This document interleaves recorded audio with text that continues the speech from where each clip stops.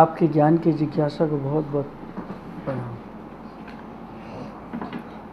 पहला प्रश्न है, बहुत अच्छा है।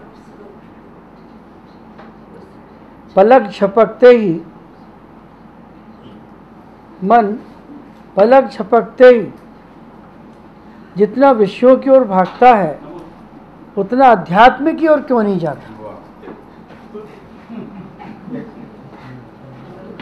महत्वपूर्ण प्रश्न है। पुनः दोहरा रहा हूं, मन पलक झपकते ही विषयों की ओर जितना भागता है उतना अध्यात्म की ओर क्यों नहीं भागता? कृपया समझाएं, कारण क्या है?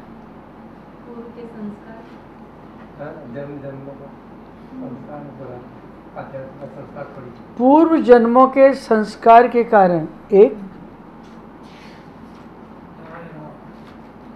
अशुभ कर्मों के उदयोदय के कारण, दो, अध्यात्म की प्यास भीतर न होने के कारण से, तीन, मूल तो अध्यात्म की प्यास है। जिस तत्व के प्रति रुचि होती है मन उसी तरफ भागता है। नियामक है। हमें ऐसा लगता है कि धर्म के प्रति रुचि है, हम पढ़ रहे हैं, हम लिख रहे हैं, हम बहुत समझ रहे हैं, तो वो हमारे अनकॉन्शियस माइंड में एक दूसरी चीज़ की मांग को लेकर के है कि हम ज्ञानी बने, हम उत्तर दें, हम लोगों को सिखाने जाएं, और या हमें लोग बहुत विद्वान समझे। वो अनकॉन्शियस माइंड में होता है जो हमारी पकड़ के बाहर है। अगर निज का स्वाद हमें मिला है या आपने अपने घर में शुद्ध घी की सामग्री ग्रहण की है, रसोई खाई है, मिष्ठान ग्रहण किया है, तो बाजार के तेल का आपको पसंद नहीं आएगा। बोलो, उत्तर दो। नहीं आएगा, ये पक्का है। और इसका सबसे बड़ा उदाहरण यह है, जब आप भोजन करने के लिए बैठते हैं और आपके सामने दाल है, सब्जी है, रोटी है, अचार, सब कुछ है, तो आप सबसे पहले अपनी रुचि की पदार्थ उठाएंगे। भले गरम जलेबी रखी रहो, गरम पकौड़ी रखी रहे, गरम पराठे रखे रहे हैं, और खीर खाने लग जाएंगे। तो मतलब क्या हुआ कि आपकी रुचि थी इस खीर के, बहुत दिनों से नहीं मिली, आज दिख गई। हुआ ना? और एक बात है, जो मन विषयों की तरफ भाग रहा है वो निश्चित रूप से अध्यात्म की तरफ भी आएगा, क्योंकि उसके पास गति तो है चलने की। गाड़ी अगर तीव्र गति से चल रही तो रिवर्स गियर भी है उसको ब्रेक करने का लिए। पक्का है ना?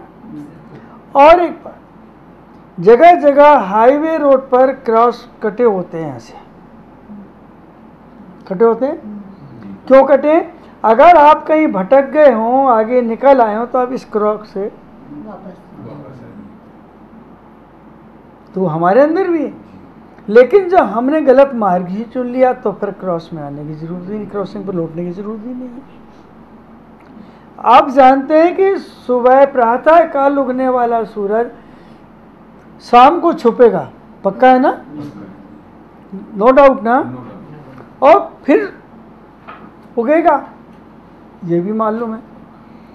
आपको मालूम है कि अमावस्या की रात में चंद्रमा छिप जाएगा, 15 दिन नहीं दिखेगा, मालूम है? और फिर जब पूर्णिमा की रात आएगी तो अपनी आभा के साथ फिर आएगा, ये भी आप जानते हैं। जब आप इतना जानते हैं तो दो चीजें मुझसे ले लो कि मन को कैसे सहलाना और मन को कैसे संभालना। क्या? मन को सहलाना कैसे? माँ अपने बच्चे को पहले गोदी में पप्पू बेटा ये सहला रही है, सहलाती ना, है ना? और सहलाने के बाद फिर धीरे से समझाती है। समझ रहे हैं आप? है कि नहीं? और आपने ये भी देखा है कि जब कोई व्यक्ति को हम सहला लेते हैं तो समझाना बहुत आसान है। तो पहले सहलाएं, और फिर और दूसरी बात, दूसरी बात महत्वपूर्ण है कि मन की इतनी अनंत इच्छाएं हैं। इंद्रधनुष के रंग तो सीमित हैं, सीमित है ना, और मन की इच्छाएं। तो अब ये देखिए कि अध्यात्म की इच्छा भी सीमित है और संसार की, और संस्कार किसका है ना। तो आप मन को सहलाएं, समझाएं और फिर संभालें। फिर क्या करें? अगर बच्चे ने आपकी बात समझ ली, पहले सहला लिया, फिर उसको समझा लिया, अब उसको क्या करें? संभाल लें। क्योंकि आपका प्रश्न यह है कि हम मन को कैसे अध्यात्म में लगाएं।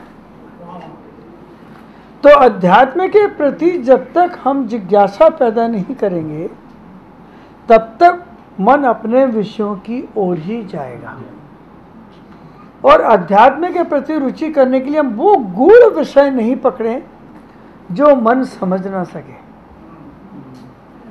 है ना। जो चीज इजीली समझ में आए उससे मन को समझाने की कोशिश करें। हम बच्चे को स्कूल जाने के पहले रोता बहुत है पहली बार, लेकिन जब स्कूल का रस पैदा हो जाए तो स्कूल जाने के लिए रोता है। दोनों चीजें है ना। तो मन को समझाने का सबसे अच्छा तरीका एक ही है। इससे क्या होगा? इससे कल तूने चाय पी थी ना, आज भी मांग रहा है ना, नहीं पिएगा तो तेरा क्या होगा बता। थोड़ी देर रुक जा, मैं तुझे देती हूँ चाय। आधी घंटे आपने निकाल दी और मन को उम्मीद क्या थी? आधी घंटे का। तो फिर पूछेंगे क्यों आधी घंटे में कुछ हुआ नहीं, कैसा लग रहा? अच्छा तो आधी घंटे बाद ले लेना ना, तो हम काम कर रहे हैं ना। 1 घंटा गया। तो धीरे धीरे सहलाओ, धीरे धीरे समझाओ, और जितना मन भागे उसके बाद फिर अध्यात्म को अपना या नमोकार मंत्र लो, ये जिसमें तुम्हारी रुचि है उस तत्व के प्रति उसे समर्पित करो। तो ये प्रक्रिया जहाँ प्रारंभ होगी और तुम ये समझाओ कि तुम्हारी इच्छाएं अनंत हैं, जगत के पदार्थ सीमित हैं, हमारे पेट की कैपेसिटी सीमित है, हमारे शरीर की कैपेसिटी सीमित है, तो तुम क्या करोगे? वो तो मर जाएगा। नहीं तो 10 गज जमीन पर हम उसमें से जगह छोड़ के ही तो मकान बनाएंगे। तो समझाना पड़ेगा ना। वो कहेगी मैदान खाली पड़ा, विस्तार कर लो, तो गवर्नमेंट तोड़ के फेंक देगी, अरे मौत तोड़ देगी। तो मन को पहले सहलाओ, फिर समझाओ और फिर संभाल लो। कितनी बातें हैं? सहलाना 1, समझाना 2 और संभालना। ये 3 चीजें मोक्ष मार्ग के काम की हैं। सावधान। और एक प्रश्न है, प्रशंसा का चाल चलन कैसा है?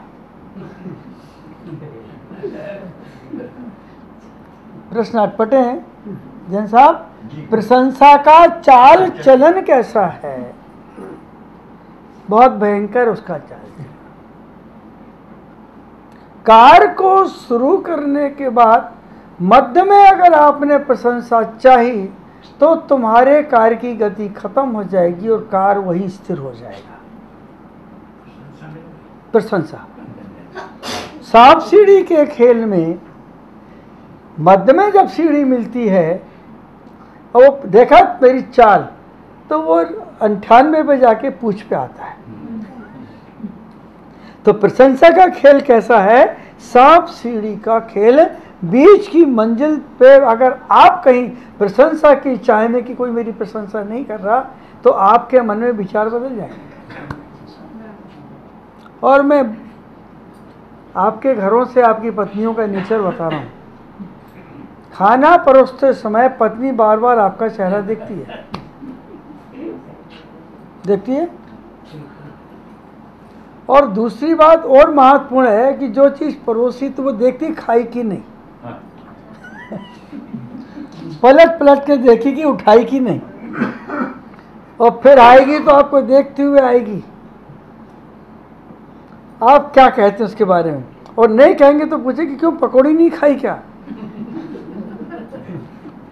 नेचर। और जब आप कुछ नहीं खा ली तो कहेंगे अच्छी नहीं लगी क्या? तो प्रशंसा का नेचर क्या है? सांप सीढ़ी भयंकर है वो। अगर प्रशंसा को बीच की मंजिल में ही आपने प्रशंसा कर दी तो कार रुक जाएगा, फिर सोचता रहेगा इससे अच्छा क्या बनाऊं, और जब तक पड़ा रहेगा। आ रहा समझ में? कितनी खतरनाक है? सावधान। ये चाल चलन बताया उसका प्रशंसा की। तीसरा बहुत अच्छा प्रश्न है, धन की अधिकता क्या करती है? बोलिए, आप उत्तर देंगे आप लोगों में से। धन की अधिकता क्या करती है?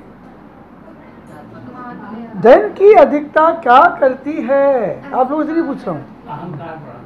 हाँ, बहुत अच्छा है। और बोलिए, धन की चाल चलन बिगाड़ देती है। और तीसरी बात पूछ रहा हूँ क्योंकि मेरी एक कलेक्शन हो जाता है ना। और बोलिए, धन की अधिकता सबसे पहले बाहर अभिमान पैदा करती है, अहंकार, और भीतर खाली करती है। भीतर से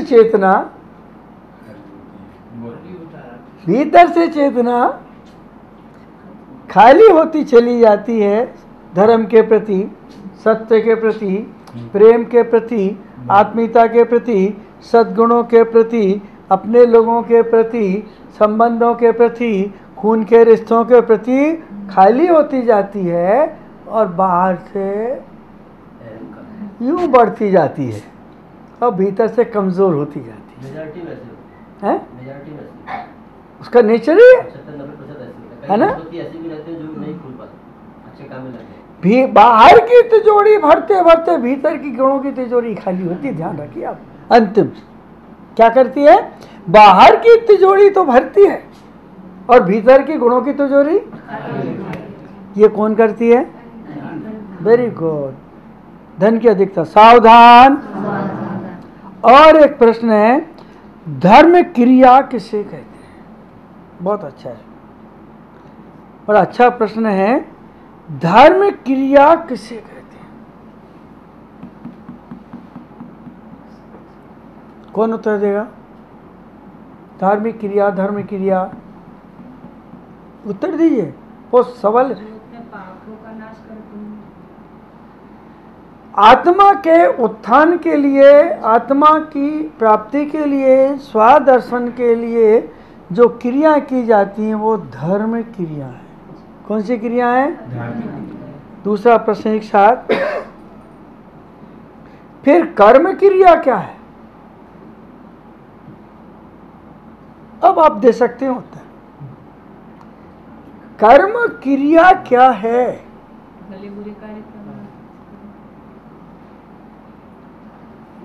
सांसारिकता की, वही तो मैं कह रहा हूं, सांसारिकता के इंद्रियों के विषयों की पूर्ति के लिए जो क्रियाएं की जाती हैं, जो कार्य प्रारंभ किए जाते हैं, उसे क्या कहेंगे? कर्म क्रिया। मकान बना रहे हैं, रहने के लिए बना रहे हैं, कर्म की क्रिया है ये। कर्म का उदय चल रहा है तुम्हारा। खाना बना रहे हैं, कर्म की क्रिया है, धर्म की क्रिया नहीं है। शादी कर रहे हैं, कर्म की क्रिया, संसार उड़ाना है, कुल दीपक लाना है। भले घर में आग लगा है लेकिन दीपक तो है ही ना, है? आ रहा समझ में? और एक प्रश्न है,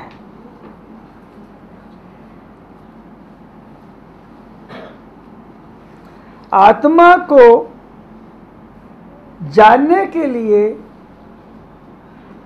क्या करना चाहिए?